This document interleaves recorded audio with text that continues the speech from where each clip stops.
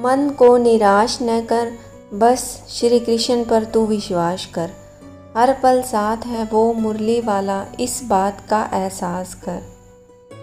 Hello दोस्तों, Bhuvika story world में आप सबका स्वागत है। आज की हमारी स्टोरी है कि जो लोग भगवान पर विश्वास करते हैं वो कभी किसी विपदा से नहीं घबराते।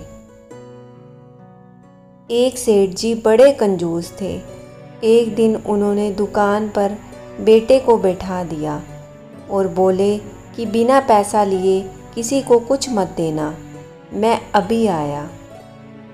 अकस्मात एक संत आए जो अलग अलग जगह से एक समय की भोजन सामग्री लेते थे। लड़के से कहा, बेटा जरा नमक दे दो। लड़के ने संत को डिब्बा खोलकर एक चम्मच नमक दिया। सेठ जी आए तो देखा कि डिब्बा खुला पड़ा था। सेठ जी ने कहा कि क्या बेचा? बेटा बोला, एक संत जो तालाब पर रहते हैं उनको एक चम्मच नमक दिया था। सेठ का माथा ठनका। वो बोले, अरे मूर्ख, इसमें तो जहरीला पदार्थ है।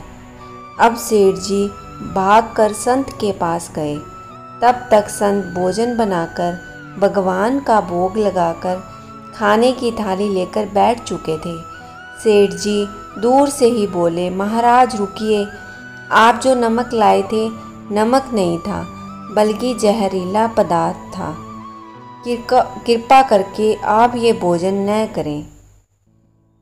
संत जी बोले, भाई हम तो प्रसाद लेंगे ही, क्योंकि भोग लगा दिया है। भोग लगाकर भोजन छोड़ नहीं सकते। अगर भोग नहीं लगता तो भोजन बेशक छोड़ देते। ये कहकर संत ने भोजन को प्रसाद समझकर खाना शुरू कर दिया। सेठ जी के होश उड़ गए। वो रात भर वहीं बैठे रहे। सेठ को रह रहकर ये चिंता सता रही थी कि अगर संत को कुछ हो गया तो बड़ी बदनामी होगी। रात में अगर तबीयत बिगड़ी तो कम से कम वैद्य को दिखा देंगे। सोचते सोचते उसे नींद आ गई। सुबह रोज की तरह संत जल्दी उठ गए और नदी में स्नान करने लगे। सेठ जी ने कहा, महाराज तबीयत तो ठीक है। संत बोले, भगवान की कृपा है। इसके बाद वे पूजा के लिए मंदिर चले गए। जैसे ही संत ने मंदिर का द्वार खोला तो देखा कि भगवान के श्री विग्रह के 2 भाग हो गए हैं और शरीर काला पड़ गया है।